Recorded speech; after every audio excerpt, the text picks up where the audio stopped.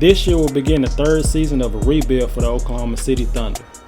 There was definitely no question that this team was tanking in the second half of the season last year. OKC had 26 different players suit up last year. All 5 players in the starting lineup to begin the season were in street clothes in the last game against the LA Clippers. This team was the worst three-point shooting team in the league. As a team, they shot 32% from 3. Not since the 2016 LA Lakers has a team shot as poorly from three-point range as OKC did. That Lakers team went 17-65. And despite OKC being the worst three-point shooting team in the league, they ranked 7th in three-point attempts per game. Of the 9 players who played at least 1,000 minutes last year, only Kendrick Williams is older than 24. This is the youngest team in the league with an average age of 23. This team needs time to develop and progress as a unit, and even though they will be an exciting team to watch, they will more than likely go through growing pains like they have in the last 2 years. I believe the only chance they had of breaking out and surprising the league was with the addition of this year's second overall pick, their franchise cornerstone, Chet Holmgren, a potential generational prospect, a 7-footer who can end up being OKC's best player on both ends of the court. But sadly for NBA and OKC fans, we will have to wait at least 1 year for the opportunity to watch him in the NBA. Because in late August, OKC announced that Holmgren will miss his entire rookie campaign as a pro after suffering a Lisfranc injury in his right foot while playing in a Pro-Am game event in Seattle. Holmgren is the franchise's highest draft pick since drafting a guy by the name of Kevin Durant in 2007 before moving to Oklahoma City. The possibility of the injury to Holmgren was at the back of everybody's mind because of his slim frame. But this could be very well a blessing in the long run. This injury could give him a chance to pack on more muscle with the assistance of professional facilities and nutrition programs from NBA teams. His frame wasn't ready to deal with an 82-game season anyway, especially if OKC was going to have him play center. And also, the track record of other top picks sidelined by injury during their first season suggests it shouldn't be a major detriment to his development.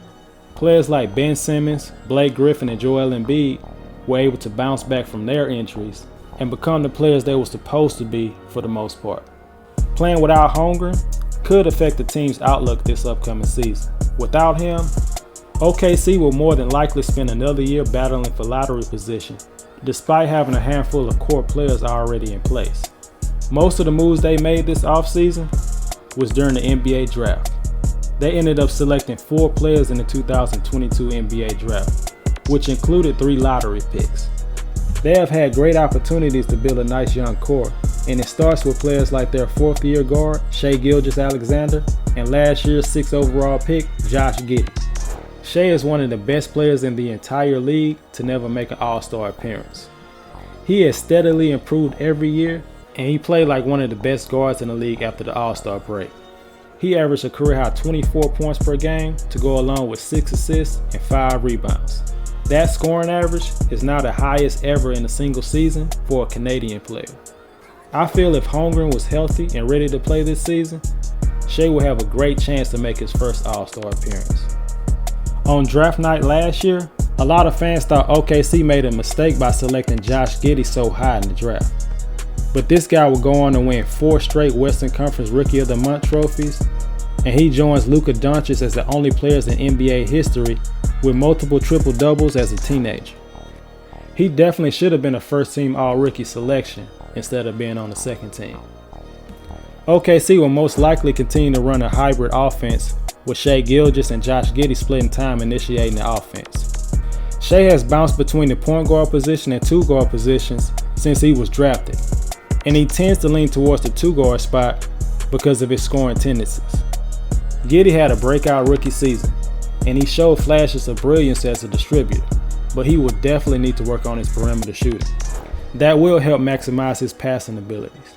Like I said earlier, OKC was the worst three-point shooting team last year, and opposing defenses will continue to pack the paint against them, daring OKC to kick out to non-shooters on the perimeter. Chet Holmgren's presence could have made life so much easier for their 2 best players because of his outside shooting alone. This backcourt only played 41 games together last season, In 931 minutes when both players was on the court, OKC was outscored by 10.5 points per 100 possessions. It seems to me that both players so far play better when the other is not on the court. When Shai returned from his injury, Josh Giddey had suffered a hip injury, and that's when Shai took over the offense and put up some ridiculous numbers in a 13-game stretch. On the other hand, some of Giddey's best games, including all 4 of his triple-doubles, came when Shai Gilgeous was out. It's obvious to see that both players can run a team by themselves, but I think it's going to be important for both players to be able to do that together. Figuring out that fit is going to be crucial for OKC's future. It's not ideal for 2 of your best players to play better when the other is not on the court. They will definitely have to figure some things out.